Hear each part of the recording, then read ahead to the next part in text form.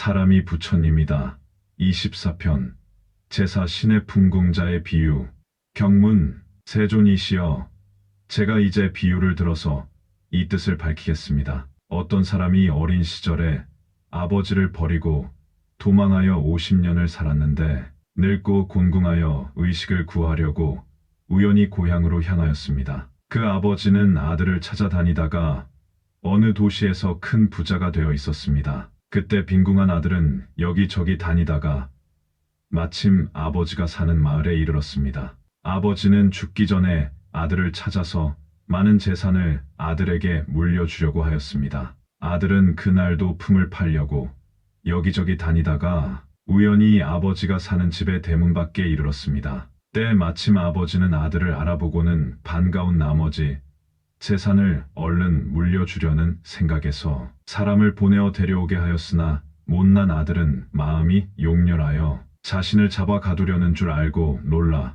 도망가다가 기절하고 말았습니다. 아버지는 하는 수 없이 방편으로 초라하게 꾸민 사람을 보내서 그 아들을 소생시켜 품을 팔 곳을 안내하게 하여 걸음을 치고 품삯을 받도록 하였습니다. 그러다가 다시 점점 아버지와 아들은 서로 마음을 믿고 뜻이 통하여 허물없이 집안에 드나들었습니다. 그 후에는 또 아버지의 재산이 얼마인지, 금은 보화는 어느 창고에 얼마가 있는지, 주고받을 돈의 거래는 어떻게 되는지를 소상하게 알게까지 되었습니다. 그러다가 얼마 후 아버지는 죽을 때에 다다라 친척과 국왕과 대신들을 모이게 하고 이렇게 선언하였습니다. 여러분, 이 아이는 내 아들이요.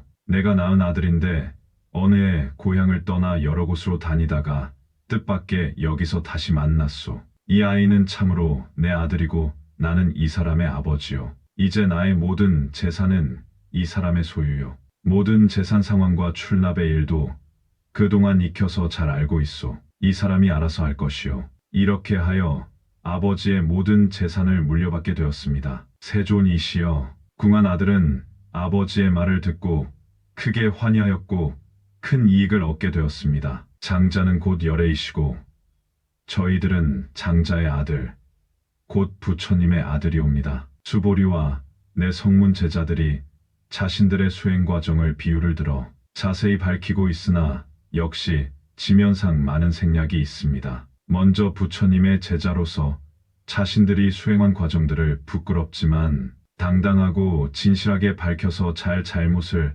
점검받는 자세가 돋보입니다. 위의 경문을 5단락으로 구분을 지은 것은 예로부터 부처님의 1대 시교를 5시교로 나누어 이해하는 근거를 이 법화경의 구절에 두고 있기 때문입니다. 그 많은 8만대장경의 가르침을 내용의 심천에 따라 5가지로 구분한 것입니다. 먼저 화엄부의 경전들은 깨달음의 경지를 그대로 여과 없이 표현하였기 때문에 수준이 낮은 사람들에게 그대로 설하여 주는 것은 마치 못난 아들이 화려한 부잣집과 재산을 물려주려는 사람이 갑자기 달려오는 것을 보고 기절하고 마는 것으로 비유하였습니다. 참으로 절묘한 비유입니다. 부처님이 깨닫고 나서 그 깨달음의 경지를 순수하게 그대로 설합니다. 척박하기 이를 데 없는 땅을 다이아몬드로 이루어졌다고 하십니다. 최상의 보배로 된 여러 가지 꽃들이 그 땅을 아름답게 꾸미고 있다고 하였습니다. 찬란하고 아름답기 그지없는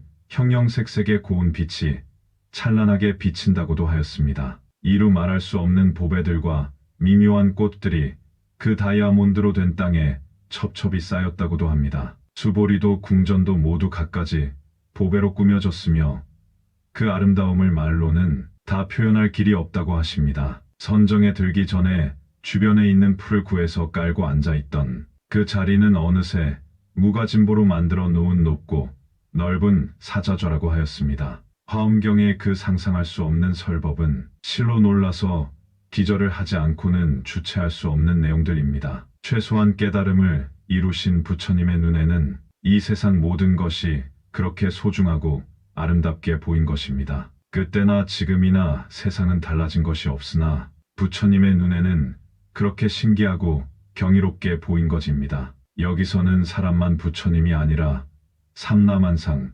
두두물물이 모두가 부처님이며 진리 그 자체입니다. 물이 흘러가는 소리가 부처님의 위대하신 설법의 소리요. 산천초목이 그대로가 청정법심 비로자나 부처님이라 하였습니다. 이러한 세계를 어리석은 중생들에게 아무런 예비 지식도 없이 설하였으니 기절하지 않고 견딜 수가 없었을 것입니다. 다음으로는 아함부의 경전들, 즉 소승의 가르침은 아버지가 방편을 써서 아들에게 걸음을 치게 하고 품삯을 주는 것에 비유하였습니다. 위에서 말한 화엄경의 내용들을 알아들을 수 없으므로 하는 수 없이 수준을 낮추어서 어린아이들에게 들려주는 동화와 같이 하여 가르친 것입니다. 그래서 아함경에는 인연의 이야기가 많고 꾸며낸 말들도 가득합니다.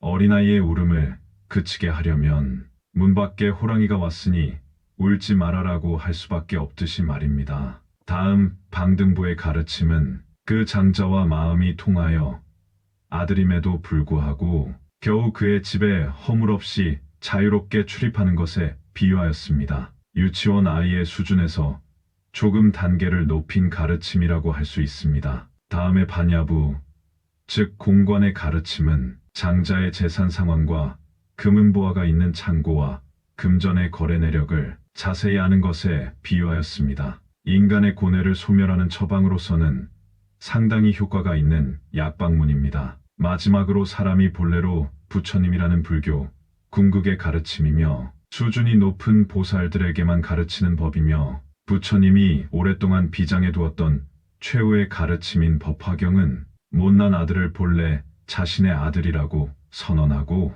모든 재산을 물려주는 것에 비유하였습니다. 바로 이 법화경의 가르침입니다. 그 재산이란 다름 아닌 사람이 부처님이라는 인불사상입니다. 무비스님의 법화경 이야기, 사람이 부처님이다.